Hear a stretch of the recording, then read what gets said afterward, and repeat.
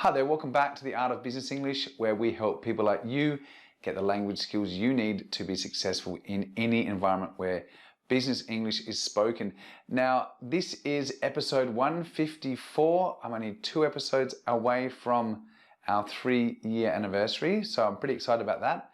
And today I have a quick episode for you, and this basically has come from a bit of confusion from one of my students when we were speaking about the verb fall, because often fall is used with a preposition which sort of changes the meaning of fall. So generally people get confused between fall over and fall down. Okay, so I thought I would just give you a quick episode today and explain the difference between fall down, fall over, fall out, fall into, and fall behind. Okay, so I've got fall with a number of prepositions here for you. So let's dive in and take a look at the difference between fall and fall with preposition. Okay, so as always, I'm just going to quickly explain fall, or the verb, and then the preposition, and give you a quick example so that you have a bit of context to help you understand fall or fall plus preposition. So my first one is obviously just the verb fall. Okay, so fall is to suddenly go down from an upright position. Upright means, you are upright, you're standing, or you're vertical, and it's when you fall down, or you go down from a upright vertical position onto the ground or towards the ground, and that's without intending to, or you do it by accident. Now, by accident means, it's not something that you tried to do or you intentionally did. So, you can literally fall as a person, but then we can also talk about fall in terms of the stock market, or less physical things, more abstract. So, there was a fall in the stock price of that company. So again, I put fall in, so I put a preposition there. But you can see that when something goes down, it wasn't intentional, or you could also fall. Like, for example, an athlete. Athletes have to learn how to fall without hurting themselves. Often, like if you play football or if you play rugby, then you need to fall. And you need to learn to do that in such a way that you don't hurt yourself. So fall is, moving from an upright position or going down suddenly towards the ground. Okay, let's look at the next one, which is very important as well. There is a distinction between fall the verb and fall the noun. Okay, so I'll just give you an example. My neighbor had a terrible fall. So to have a terrible fall is the noun, it's like a fall. So this is not the same as the verb, which would be the neighbor, he fell in his apartment. Okay, so that is then a verb. So my neighbor had a terrible fall yesterday, and now he's in hospital. He fell in his apartment, okay, or he fell. So the subject plus verb. So it's quite simple. You can see I've used fall as a noun with a, so a fall, and then I've used fell, which is the simple past of the verb fall, in the sentence. So he fell in his apartment. So remember, that's also a good point, no? That fall is an irregular verb, so it's fall, fell, fallen. Okay, so fall, present simple, fell, simple past, and fallen is the past participle. Okay, so let's look at now at when we add some prepositions into the mix. Okay, so we add prepositions after this word to describe the context in a better manner. So namely, we do it that way. Okay, so some of them include fall down. So I did mention this in the introduction. Fall down is quite common. Okay, it's to fall to the ground. Okay, for example, the tree fell down. Okay, the tree fell down.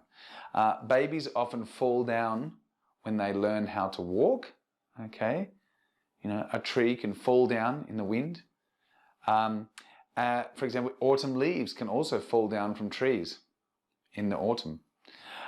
Let's look at another one, fall over. So sometimes there's a bit of confusion between fall down and fall over. Fall over is used when someone or something is tripping and falling. Tripping is when you come up against an obstacle and it means that you then lose your balance, so you fall over, okay? And you usually fall over onto the ground, okay? So if you make the cake too high, for example, if you make a cake too high, it will fall over, okay? The Leaning Tower of Pisa is starting to fall over, okay? I fell over in the street because something tripped me up, you know? I fell over the curb. The curb is the edge of the sidewalk, and then you've got the street, and then the curb, in Spanish, the borde. Okay, so you can often fall over. And you know, trip is also a verb. To trip is when you hit the curb and you can trip over. So trip over, fall over. Maybe the difference between trip over and fall over would be that if you trip over, maybe you stumble, but you don't fall to the ground. Whereas fall over, you generally hit the ground, okay? One more example of fall over. I wasn't looking where I was going and I fell over a fountain, okay? So the fountain was the thing that tripped you up. All right, let's look at the next one, fall out. Now, fall out was often followed by the preposition of as well, fall out of.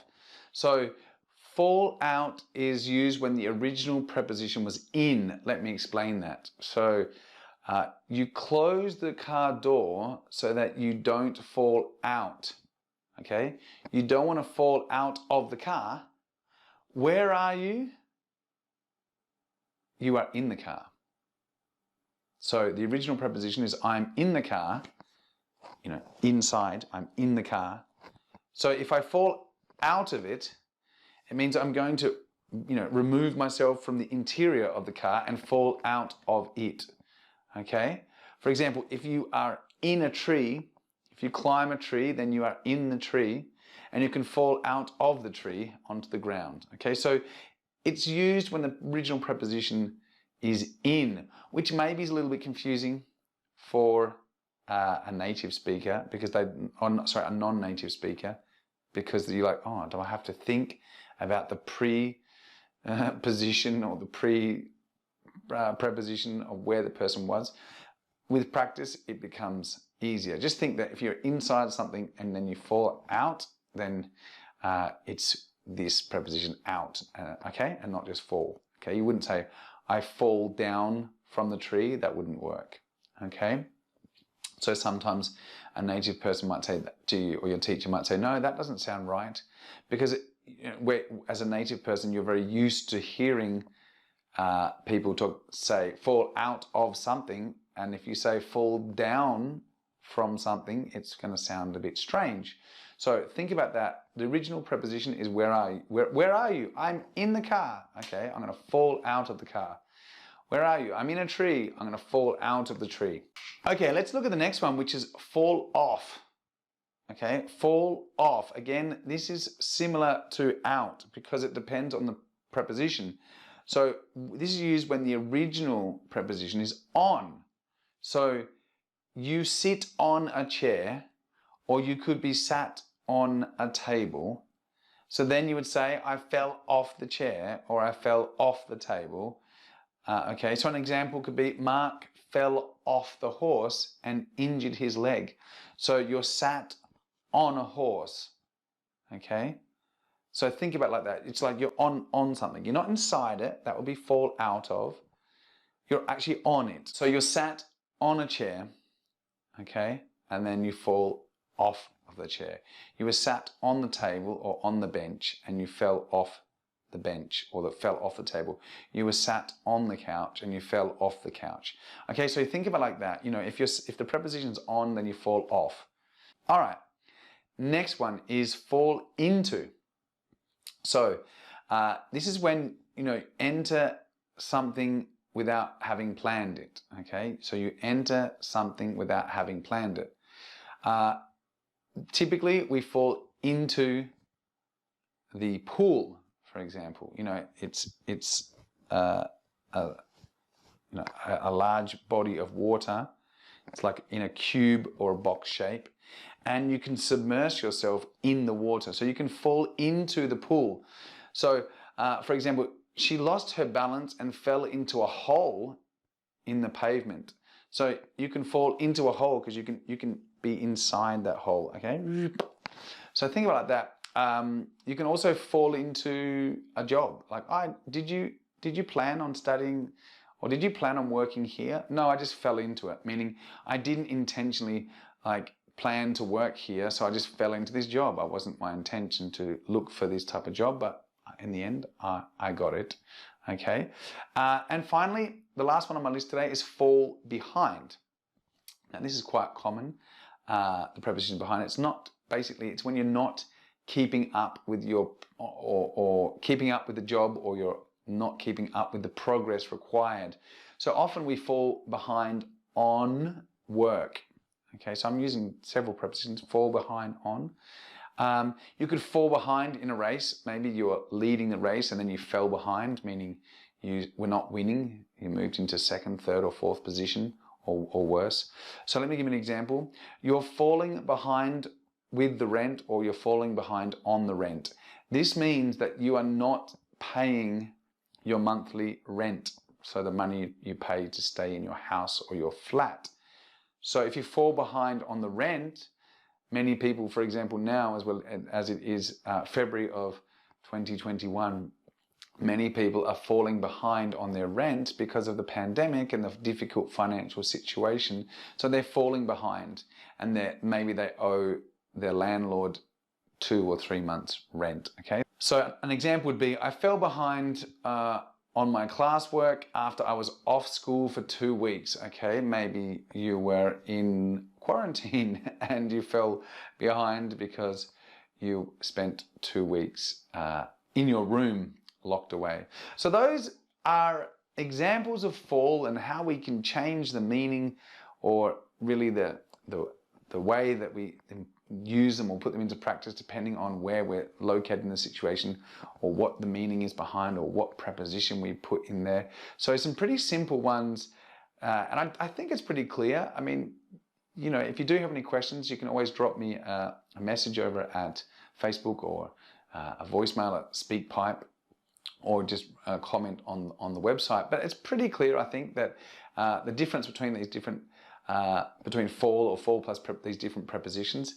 And I hope you found this lesson useful and insightful, and I hope it helped clarify it. Because remember, if you do use them, especially like fall over, fall out of, fall off, if you do use them incorrectly, they're going to sound very strange to a native person. So make sure you think about those ones. Where's the original preposition? If it's in, I fell out of. If it was on, then it's I fell off, and things like that. That's going to really make it easy for you to understand. So that's it from me for this week. I hope you've enjoyed this episode. I'll see you all next week on another episode of The Art of Business English. Take care. Bye for now.